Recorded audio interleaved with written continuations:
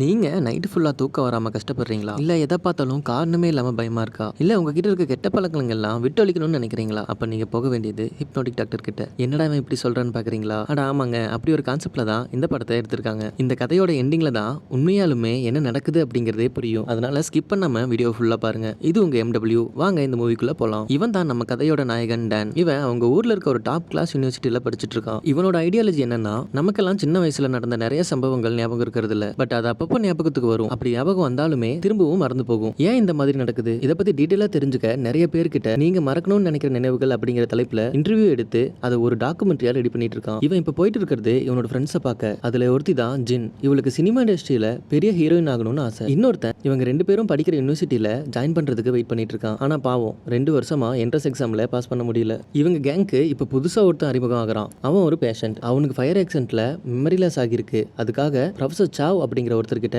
Hypnotic treatment எடுத்துட்டு இருக்கான். இவனோட நேம் சான். இவன் ஹீரோ கூட இருந்தா அவன் எடுக்கிற டாக்குமெண்ட்ரிக்கு யூஸ் ஆகும்னு சொல்லி அவனோட ப்ரொஃபசர் ஆமி இவன் கிட்ட சானை அறிமுகப்படுத்தி வைக்கிறாங்க. வழக்கமா நமக்கு ஃப்ரெண்ட்ஸ் கிடைச்சா என்ன பண்ணுவோம்? வாடா மச்சான் நம்ம பசங்களை இன்ட்ரோ தரன்னு கூட்டிட்டு போவோம்ல. அதே மாதிரி இவனும் சானை கூட்டிட்டு பாருக்கு போறான். அங்கதான் இன்னொரு ஃப்ரெண்டோட என்ட்ரி. இவன் ஒரு பாக்ஸர். இவனோட நேம் கின். இவங்க 4 பேரும் ஒரே இடத்துல வளர்ந்தவங்க. சின்ன வயசுல இருந்தே ஒரே கேங். ரீசெண்டா தான் பாக்ஸருக்கும் ஜின்னுக்கும் பிரேக்கப் ஆகியிருக்கு. சோ இவங்க 2 பேருக்கும் சில மனக்கசப்புகள். இந்த மாதிரி சிச்சுவேஷன்ல தான் சான் இவங்க கேங்க்கு அறிமுகம் ஆகிறான். இவங்க பார்ல இருக்கும்போது சானோட மொபைலுக்கு கால் வருது. அந்த ரிங் டோன் இவங்க 4 பேருக்கும் ஆல்ரெடி ஃபெமிலியரா கேட்ட மாதிரியான உணர்வை தருது. ஆனா அது யாரும் பெருசா காட்டிக்கல. இப்போதான் ஹீரோக்கு ஹிப்னாட்டிக்ஸ் பத்தி இன்னும் நிறைய தெரிஞ்சுக்கணும் அப்படிங்கிற ஆர்வம் வருது. அதனால அவனுக்கு ட்ரீட்மெண்ட் கொடுக்குற டாக்டர் சாவை பார்க்க போறான். அந்த நேரம் அவர் ஒரு கிளாஸ் எடுத்துட்டு இருக்காரு. அங்க இருக்க ஸ்டூடெண்ட்ஸ் கிட்ட ஹிப்னாட்டிக்கோட வரலாறையும் FBI-யும் மற்ற குற்ற அமைப்புகளும் ஹிப்னாட்டிக்ஸ் யூஸ் பண்றதுக்கான முக்கியத்துவத்தையும் பத்தி விளக்கி சொல்லிட்டு இருக்காரு. அப்போ ஒரு ஸ்டூடெண்ட் எந்திரிச்சு டார்க் ஹிப்னாட்டிக் மெத்தடை பத்தி கேட்கறான். அதுக்கு டாக்டர் 20 வருஷத்துக்கு முன்னாடி ஒரு டாக்டர் வைலண்டா பிஹேவ் பண்ண குழந்தைகளை குணப்படுத்த இந்த ஹிப்னாட்டிக் மெத்தடை யூஸ் பண்றாரு. அதனால அந்த குழந்தைகள் சின்ன வயசுலயே நிறைய மென்டல் டிசார்டருக்கு ஆளாகிறாங்க.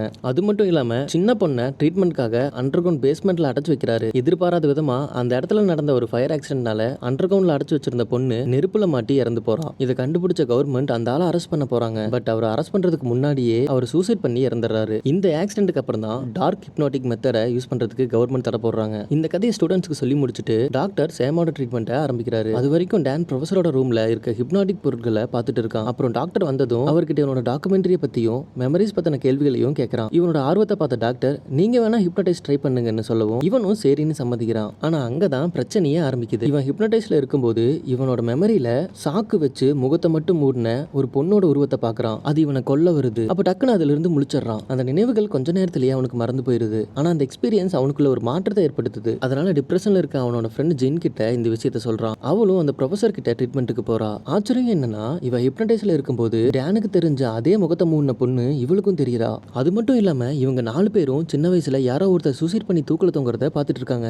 இப்ப ஸ்டோரி ஒரு விஷயத்துல கனெக்ட் ஆகிறத நோட் பண்ணிருப்பீங்க. வாங்க மேல என்ன நடக்குதுன்னு பார்க்கலாம். இவ ஹிப்னாட்டிக் ட்ரீட்மெண்ட்டுக்கு போயிட்டு வந்ததுல இருந்து அவளுக்கு அந்த முகம் தெரியாத பொண்ணு அவளோட மெமரியில இருந்து வெளியே வந்து அவளோட கண்களுக்கு தெரிய ஆரம்பிக்கிறா. உடனே அவ டானுக்கு கால் பண்ணி ட்ரீட்மெண்ட் அப்ப அவ முகமூடி போட்ட பொண்ணை பார்த்ததாகவும் அந்த பொண்ணு யாருங்கிற ஞாபகம் அவளுக்கு வந்ததாகவும் அவ பேரு மின் அப்படின்னும் அவளுக்கு நடந்த கொடுமைக்கு நம்ம தான் காரணம்னு வளர ஆரம்பிக்கிறா. ஆனா டானுக்கு அப்படி ஒரு பொண்ணை பார்த்ததா ஞாபகமே இல்ல. இருந்தாலும் அவளோட நிலைமையை நினைச்சு நாளைக்கு எகைன் நம்ம டாக்டர் கிட்ட போலாம், பேனிக் ஆகாம டேக் ரெஸ்ட்னு சொல்லிட்டு போனை வச்சிடறான். அடுத்த நாள் காலையில டான் ஜின்னுக்கு கால் பண்ணிட்டே யூனிவர்சிட்டிக்குள்ள வரான். அப்ப ஜின் மாடியில இருந்து இவன் கண்ணு முன்னாடியே கீழே விழுந்து இறந்து போறான். இது அவனுக்கு பெரிய அதிர்ச்சியா இருக்கு. அது மட்டும் இல்லாம சானும் கிளாஸ்ல உட்கார்ந்து இருக்கும்போது ஹிப்னடைஸ் ஆகி பென்சில் ஷார்ப் பண்றதா நினைச்சு அவனோட விரலை அவனே கத்தியை வச்சு சீவிட்டு இருக்கான். அதனால அவனை கொண்டு போய் மென்டல் ஹாஸ்பிட்டல்ல அட்மிட் பண்றாங்க. இங்கதான் டானுக்கு அவனை சுத்தி என்னமோ நடக்குது அப்படிங்கிற விஷயம் தெரிய வருது. அதனால அவன் பாக்ஸர் ஃப்ரெண்டை கூட்டிட்டு ப்ரொஃபசர் சாவை பார்க்க போறான். அவர் இவன் சொல்ற விஷயங்கள்லாம் கேட்டுட்டு அதுக்கு வாய்ப்பே இல்ல, ட்ரீட்மெண்ட் முடிஞ்சு போனவங்களுக்கு மறுபடியும் அந்த ஞாபகங்கள் வந்ததா இது வரைக்கும் ஒரு ரெக்கார்ட்ல கூட இல்ல. உங்க ஃப்ரெண்ட்ஸுக்கு நடந்தது வச்சு பார்த்தா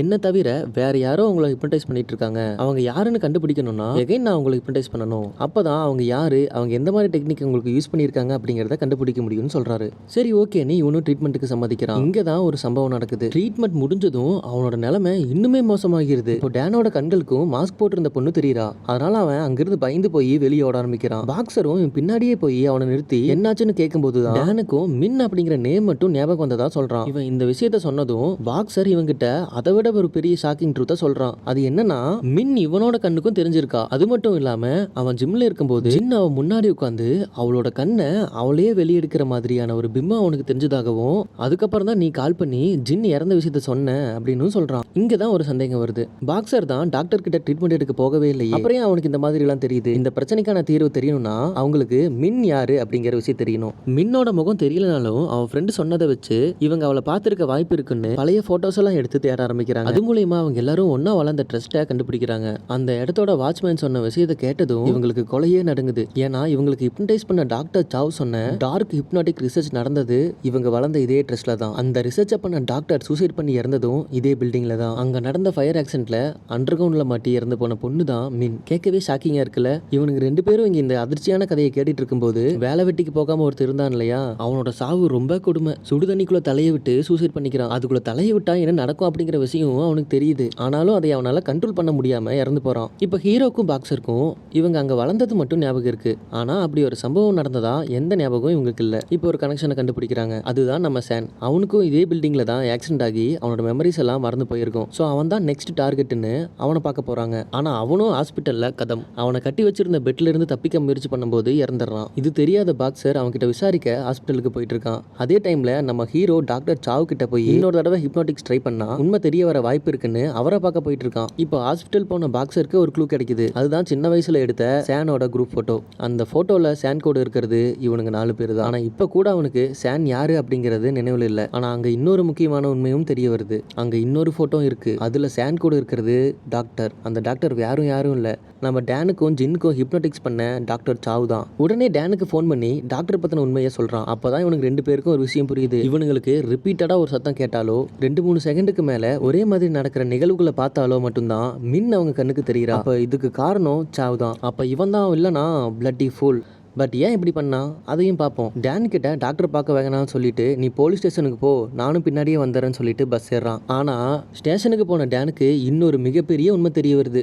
டார்க் ஹிப்னோட்டிஸ் மெத்தடை யூஸ் பண்ணி குழந்தைகளை டார்ச்சர் பண்ணான்ல ஒரு டாக்டர், அவனுக்கு ஒரு பொண்ணும் மனைவியும் இருக்காங்க. அவனோட பொண்ணு பேரு தான் மின். அப்ப அவன் பொண்ணு அவனே கொண்டுட்டானா? அதான் இல்ல. இங்க ஒரு உண்மையும் அவனுக்கு தெரியுது. டாக்டருக்கு ஒரு ஒய்ஃப் இருக்கால, அவ இப்ப ப்ரொஃபஸரா ஒர்க் பண்ணிட்டு இருக்கிறது ஹீரோ படிக்கிற சேம் யூனிவர்சிட்டியில. அந்த ப்ரொஃபஸர் தான் இவன் கிட்ட சானை இன்ட்ரோ பண்ண வச்சாங்க. அதுக்கப்புறம் தான் பிரச்சனையே தொடங்குச்சு. ஆமி தான் இந்த படத்தோட மெயின் வில்லன். சைலண்டா இருந்து ஒருத்தரையா தூக்கி இருக்காங்க. எல்லாமே இவங்க பொண்ணுக்காக. ஆக்சுவலா டாக்டர் மியாவை டார்ச்சர் பண்ணி கொல்லவே இல்லை. கொன்னது இவனுக்கு 5 பேரும் தான். ஆனா சான் ஏன் இவங்களுக்கு ஞாபகம் இல்லை? இந்த உண்மை தெரிஞ்ச ஒரே ஆள் ப்ரொஃபசர் ஆமி. இப்போ ஸ்டேஷனுக்கு பஸ்ல வந்துட்டு இருந்த பாக்ஸரும் க்ளோஸ். அவன் சுடுதண்ணிக்கு ஒரு பண்டி மேல கிளாஸ் பீசஸை மியா கொடுக்க இவ அதை கடிச்சு மென்னு முழுங்கி செத்து போறான். கடைசியா டேம் எம்மியை பாக்குறான். அவங்களும் நீ கடைசியா இங்க வருவேன்னு எனக்கு தெரியும் சொல்லி உண்மைகளை சொல்ல ஆரம்பிக்கிறாங்க. இவங்க 5 பேருமே ஒரே ட்ரஸ்ட்ல வளர்ந்தவங்க. All are abnormal violent behaviour kids. எம்மியோட ஹஸ்பண்ட் தான் இவங்களை தத்தெடுத்து டார்க் ஹிப்னடைஸ் மெத்தடை யூஸ் பண்ணி இவங்களுக்கு பயம் அதிகரிக்கிற மாதிரி பண்றாரு. பயம் இருந்தா குழந்தைகள் தப்பு பண்ண மாட்டாங்க அப்படிங்கிற காரணத்தினால தான் இந்த டெக்னிக்கை யூஸ் பண்ணியிருக்காரு. ஆனா இந்த குழந்தைகள் அவரோட பொண்ணு மியா முகம் கோரமா இருக்கிறத பார்த்து பயந்து போறாங்க. அதனால அவளோட முகத்தை சாக்க வச்சு கட்டி அதுல தீப்பத்த வச்சு வைக்கிறாங்க. அதுக்கப்புறம் அவளை ஒரு கேனுக்குள்ள போட்டு அதுக்குள்ள கண்ணாடி பீஸ் எல்லாம் போட்டு அவளை பூட்டி வச்சிடறாங்க. அப்பதான் அங்க ஒரு ஃபயர் ஆக்சிடென்ட் நடக்குது. அங்கதான் சானுக்கு அடிப்படுது. மியாவும் கேனுக்குள்ள மாட்டி இறந்து போறா. ஆனா இவனுங்க போலீஸ் கிட்ட டாக்டர் தான் அந்த பொண்ணை டார்ச்சர் பண்றாருங்கிற மாதிரி பிளேட்டையே மாத்திடுறானுங்க. அதனால விரக்தி அடைஞ்ச டாக்டர் ஒரு மியூசிக்கை யூஸ் பண்ணி அவங்களை ஹிப்னோடைஸ் பண்றாரு. திரும்ப அவனுங்க அதே மியூசிக்கை கேட்கற வரைக்கும் இந்த ஞாபகங்கள் அவங்க நினைவுக்கு வராது. டாக்டர் பண்ண தப்புனால தான் அவ பொண்ணு இறந்து போறா. அதனால தான் இவங்க நினைவுகளை அழிச்சிட்டு அவரும் சூசைட் பண்ணி இறந்து போறாரு. அதே மியூசிக் தான் சானோட முதல் சந்திப்புல எல்லாரும் கேட்பாங்க. இதுக்காக தான் ப்ரொஃபசர் ஆமி டேனுக்கும் சானுக்கும் இன்ட்ரோ கொடுத்திருக்காங்க. இவனுங்க சாதாரணமா சாகக்கூடாது. இவனுங்க ஏன் சாகுறாங்க அப்படிங்கிற உண்மையை தெரிஞ்சுக்கிட்டு இவனுங்க சாகணும். அதனால தான் ஆமி பொறுமையா பிளான் பண்ணி மாட்டிக்காம எல்லாரையும் சூசைட் அட்டெம்ப்ட் செட்டப்ல கொடூரமா கொண்டு இருக்காங்க. இப்போ மிச்சம் இருக்கிறது டேன். ஆமி அவனோட காதுல மெதுவா போயிட்டு என் பொண்ணு அந்த கேனுக்குள்ள உனக்காக ரொம்ப வருஷமா காத்துட்டு இருக்கா, நீ போய் அவ கூட விளையாடுன்னு சொல்ல இவனும் கேனுக்குள்ள போயிட்டு உட்காரதா நினைச்சு இவனோட மூச்சை இவனே நிறுத்தி இறந்து போறான். ஒரு விஷயம் மறந்துட்டேன். சானை ஃபயர் ஆக்சிடென்ட்க்கு அப்புறம் ப்ரொஃபசர் சாவ் தான் தத்தெடுத்து வேற ஒரு ட்ரஸ்ட்ல வளர்த்துட்டு இருப்பாரு. அந்த ட்ரஸ்ட்ல எடுத்த போட்டோ தான் பாக்ஸர் பார்த்தது. இதோட இந்த கதை முடியுது. நீங்க சொல்லுங்க, யாரு ரொம்ப கொடூரமான கேரக்டர்ஸ் இந்த மூவில? சின்ன பொண்ணை கொலை பண்ண அந்த 5 ஃப்ரெண்ட்ஸா, இல்ல தன்னோட பொண்ணை கொன்னவங்களை குழந்தைங்கள்னு கூட பார்க்காம கொடூரமா பழி வாங்கின ப்ரொஃபசர் ஆமியா, இல்ல குழந்தைகளை குணப்படுத்த அவங்க மனசுல பயத்தை விதைச்ச டாக்டரா?